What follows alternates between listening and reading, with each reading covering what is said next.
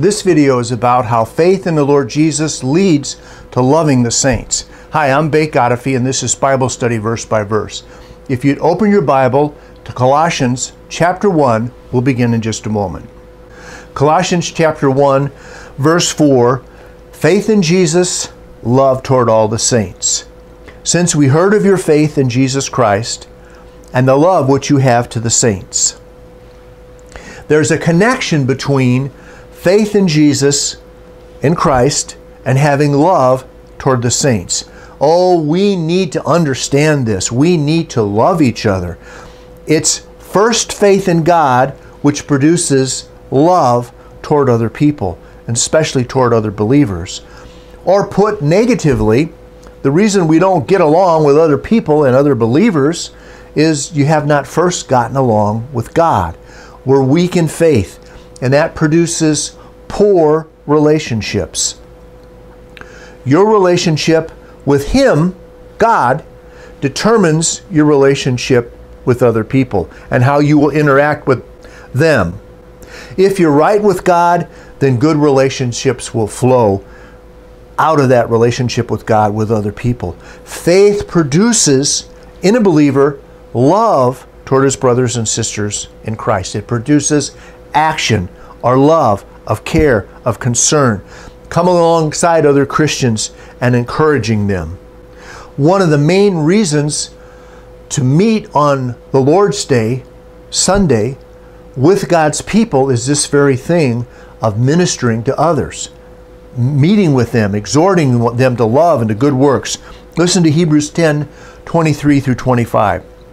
Let us hold fast the profession of our faith. In other words, grab hold and hang on to your profession of faith without wavering. For He is faithful who promised. God will hold you up. God will keep you. And, that's the faith in God part, and let us consider one another to provoke unto love and good works. Now, I like the King James Bible here. Provoking other people to love and good works. Considering them. That means you got to spend time with them. You have to know them. You have to get below the surface and look at their lives and let them look at your life so that you can have mutual encouragement from them. Get below the surface. Find out who they are.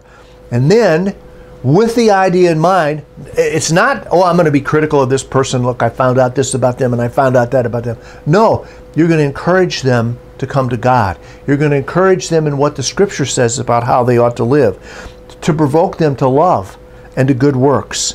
It says, not forsaking the assembling of ourselves together, as the manner of some is. In other words, people who don't go to church have a problem.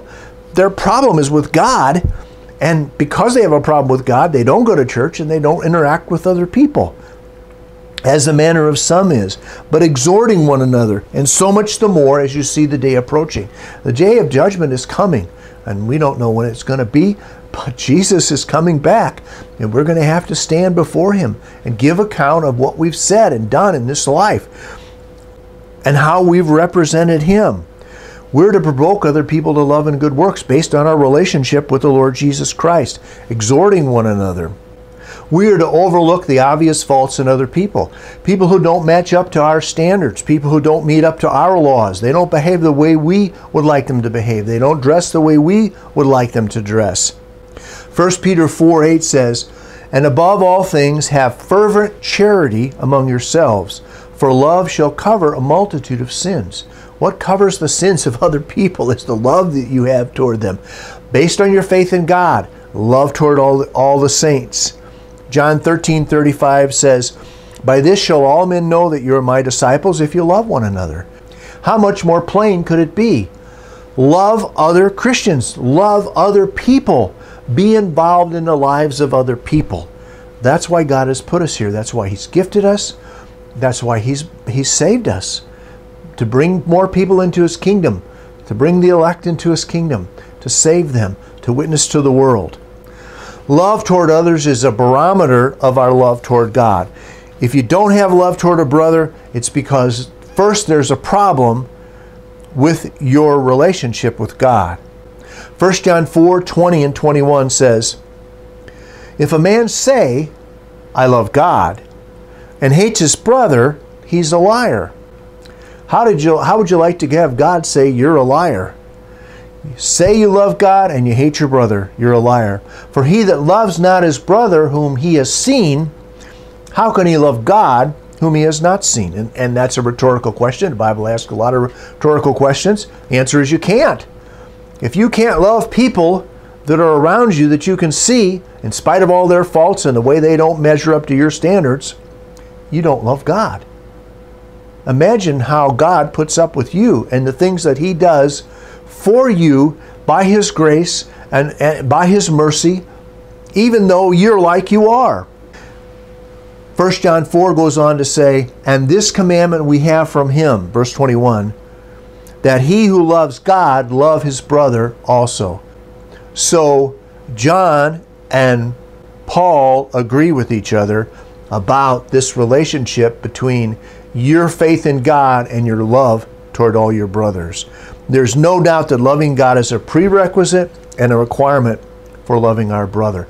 Get the first one right, and the second one is going to follow. If you hold grudges, if you're unforgiving of another person, even if they've not repented, even if they're wrong, even if they haven't asked for forgiveness, if you hold a grudge, the relationship with them is wrong, and your relationship with God is questionable because you're not behaving correctly towards your brother. Faith in God produces forgiveness toward others in your heart. If you hold bitterness and unforgiveness, it only hurts you and doesn't hurt them. It only hurts yourself. Holding these things in your heart will ruin you and the other person be unaffected.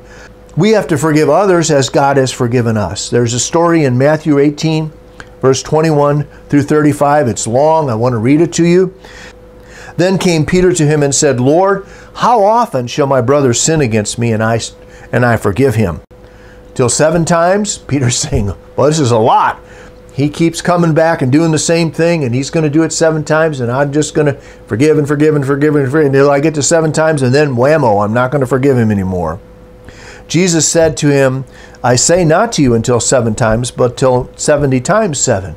So it's an infinite number of times that we're to be forgiving. Therefore is the kingdom of heaven like unto a certain king. Here's the example, Peter. Here's the example, Christian, of our forgiveness, of how we deal with other people based on our faith in God. There was a certain king who would take account of his servants. And when he had begun to reckon, that means take account of them, add up what they owe him, one was brought to him which owed him 10,000 talents. 10,000 talents.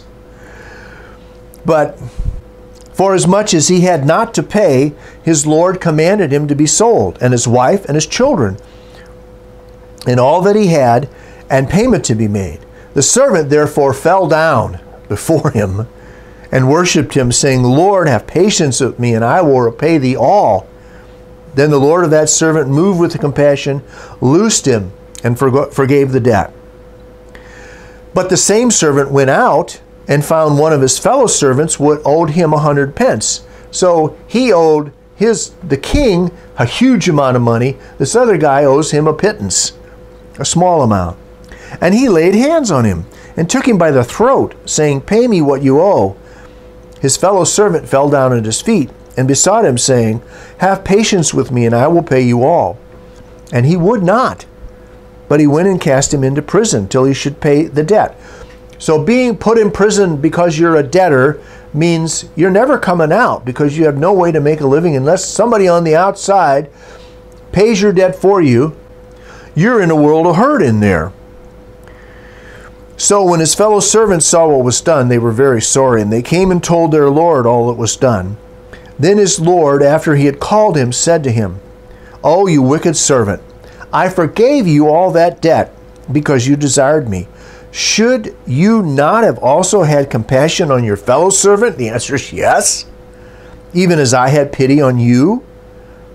And his Lord was angry, wroth, and delivered him to the tormentors till he should pay all that was due unto him.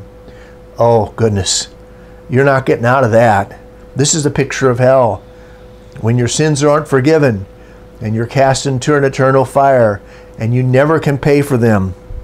So likewise shall my heavenly Father do also unto you, if you from your hearts forgive not every one his brother their trespasses. We need to understand how much God has forgiven us and continues to forgive us and will forgive us into the future. And we need to apply that same grace and that same mercy in our dealing with other people. Failure to forgive is an indication of a failure to understand how much you've been forgiven. We need to love each other, even the unlovable person. And it starts with first getting our relationship right with God through confession of sin and repentance from sin. Then, like in verse 4, look at it. When we heard of your faith in the Lord Jesus and your love which you have toward all the saints, we will have a reputation for being a loving person, being connected to the Lord Jesus, and our love will be toward others. Faith in the Lord Jesus Christ produces correct relationships with other people, love toward all the saints. Thanks for watching. I hope the Lord saves you as you commit yourself in faith to the Lord Jesus Christ. I have hundreds of Bible teaching videos on my YouTube channel. You can click the red circle icon below to go there, and then you can click on the playlist and select the videos you'd like to watch. If you have questions or comments about this video, you can email me at BibleStudyV@gmail.com, all one word. Please don't forget to subscribe to my channel for more Bible study, verse by verse.